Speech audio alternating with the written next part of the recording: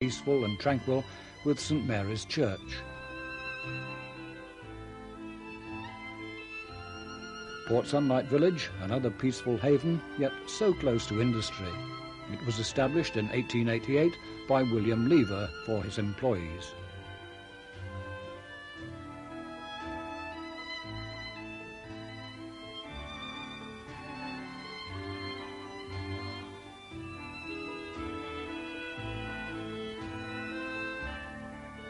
The footpath leads to Williston Mill, which lost its sails many years before.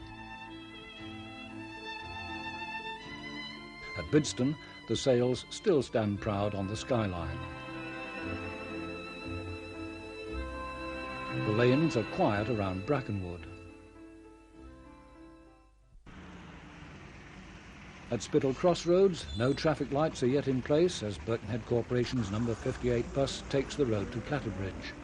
It was still a fairly quiet corner. Across the way, new flats are in place.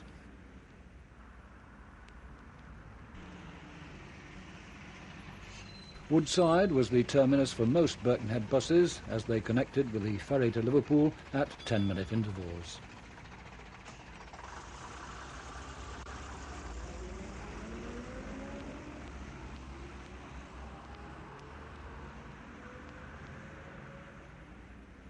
Grange Road, Birkenhead's shopping centre as it was in the 1960s. The Co-op supermarket, a newish idea, took over the old Roxy cinema.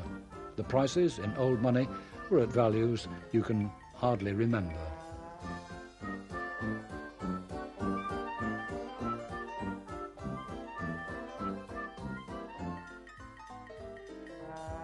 The time was the start of the affluent society. At Fair's camera shop in Dacre Hill, the cine camera was in great demand.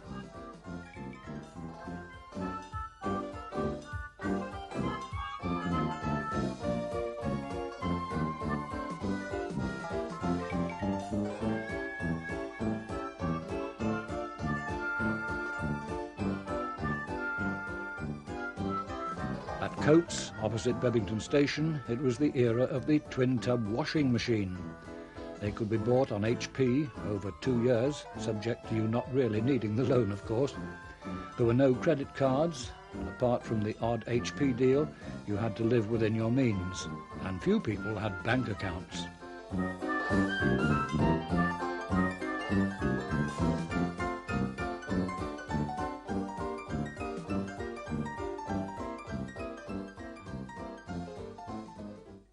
Birkenhead Market, built in 1845, was 125 years old in 1970, partially destroyed by fire in 1974 and closed in 1977 when it moved to the new Grange precinct.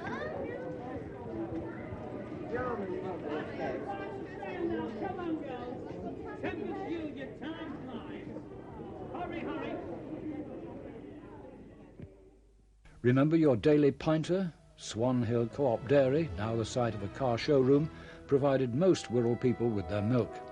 Bulk milk tankers came in at one end and the milk was processed and tested. It would then reach your home the next morning in time for breakfast. You paid for your milk in advance by buying tokens at the local co-op shop. In those days, the local cooperative society, like the Birkenhead and District, affected most people's lives from cradle to grave.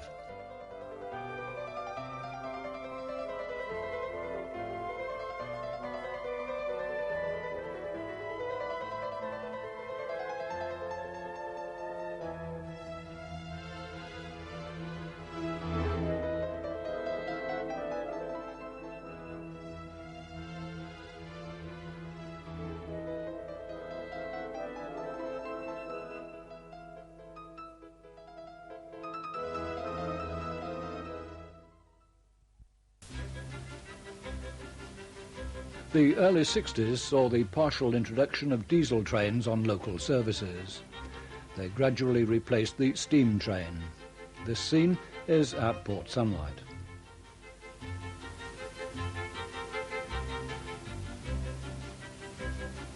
At Williston, Hadlow Road Station passenger services ceased in 1956. but goods traffic carried on until the early 60s, when the line between Houghton and West Kirby closed.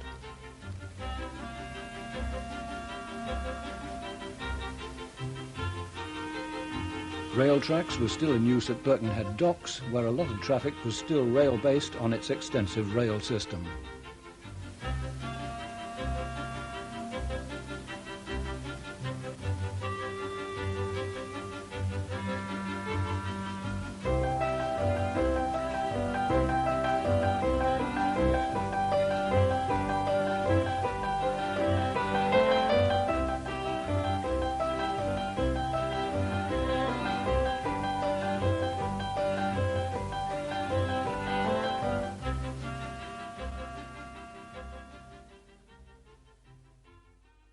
Applegarth Tug entering the Mersey after a refit as a result of its second sinking.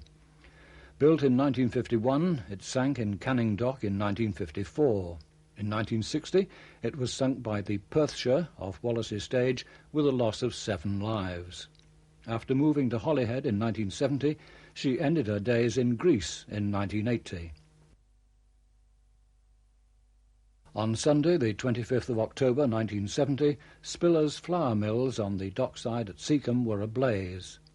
It was all hands to the pumps for the emergency services to prevent the spread of fire to nearby mills.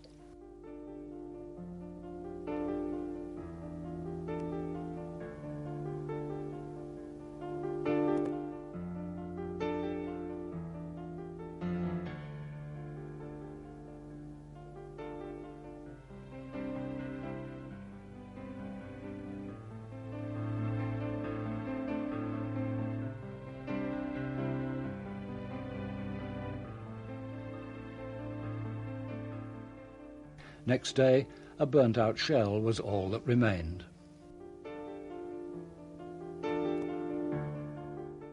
Still on the docks, road traffic was increasing and worked alongside and among the dock railway.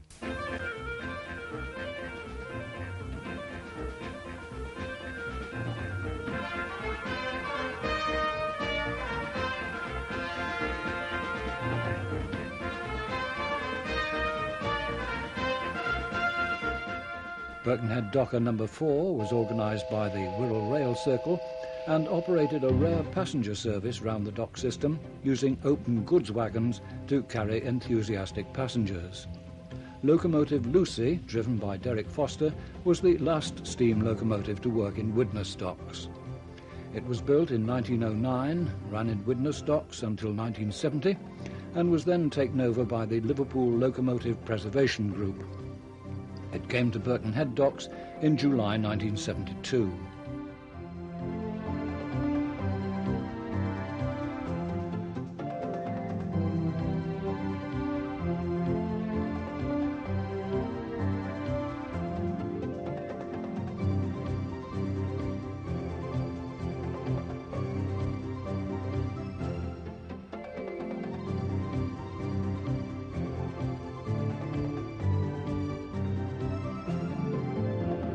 What would the health and safety executive say about a trip like this today, even if it was possible?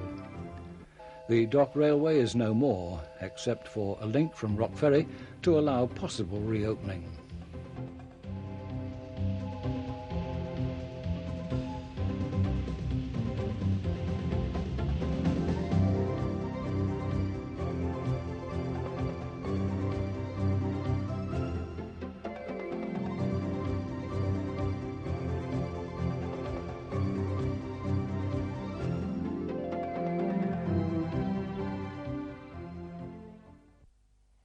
The world's first scheduled hovercraft service linked Moreton and Rhyl in 1962 and was operated by British United Airways. It also carried mail. As it was experimental, it only lasted the one season. It would be useful today as a shortcut to the North Wales coast, thereby leaving the traffic jams behind.